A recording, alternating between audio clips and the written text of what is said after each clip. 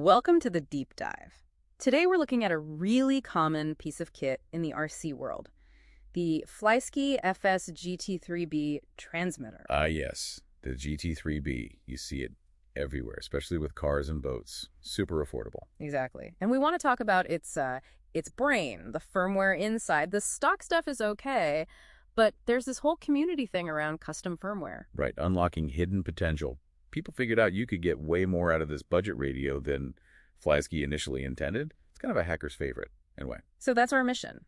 Understand the basic transmitter first, then really dive into this custom firmware, specifically one called PSX version 0.6.1.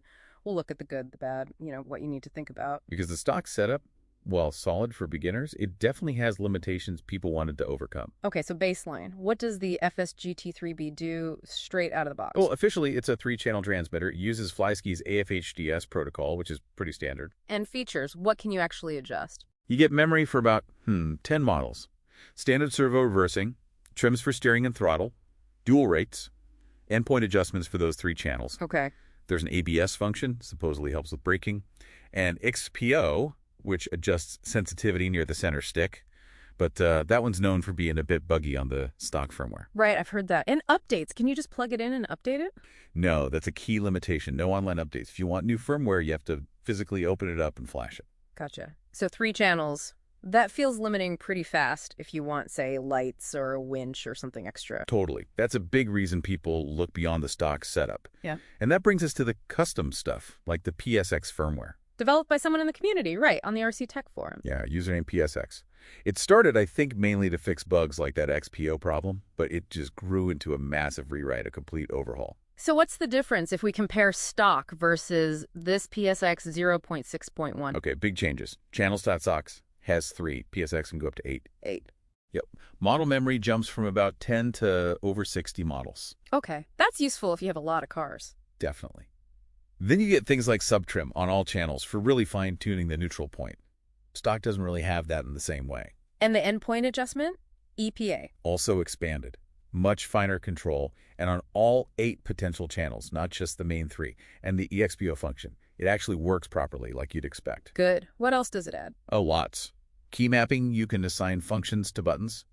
4-wheel steering mixing. Ah, for crawlers like crab steering and stuff. Exactly. Options like CRB for crab and NOC for countersteer. Also, dual ESC mixing, sometimes called DIG-A, lets you control 2 motors independently. Useful for MOA crawlers or maybe pank steering. Precisely. People use it with things like Sabertooth speed controllers. You also get timers, adjustable alarms for low voltage and inactivity, not just the fixed low voltage one. Okay. There's an automatic calibration menu when you first flash it, servo speed adjustments for each channel, dead zone settings for steering and throttle, even control over the backlight timer. It's dense. So the benefits seem pretty clear, especially those extra channels and the mixing for complex builds and just better tuning, right? Absolutely. Having functional XPO, sub-trims, finer EPA, adjusting servo speed, it all adds up to potentially much better control and feel for your vehicle. More memory is just convenient. And for tinkerers, the mixing and key mapping sound like fun. Yeah, you can really customize the setup to your vehicle and how you like to drive.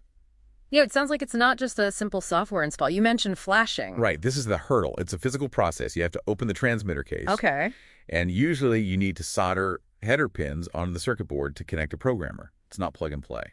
You need some tools, patience, maybe some basic soldering skills. And you need a special programmer tool, like an ST-Link. Yes, an STM8S programmer, like an ST-Link V2, or maybe an STM8S Discovery board. They're not expensive, maybe $10, $15 plus wires. But it's an extra step, extra hardware. And is there a risk? Can you mess it up? There's always a small risk when flashing firmware. Power loss during the process, wrong file, unstable connection. You could potentially brick the transmitter, make it unresponsive. Oh, dear. It's often recoverable by trying to flash again, but it's, a possibility. And the interface itself, it packs all those features onto a small LCD. Lots of abbreviations, short versus long button presses, even hidden menus. You need the manual. So there's a learning curve for the new software, too. Definitely. And remember, this software doesn't change the physical radio. If the steering wheel feels a bit wobbly, new firmware won't fix that. Good point. And warranty. Oh, yeah. Opening it up and soldering, that's pretty much guaranteed to void your warranty.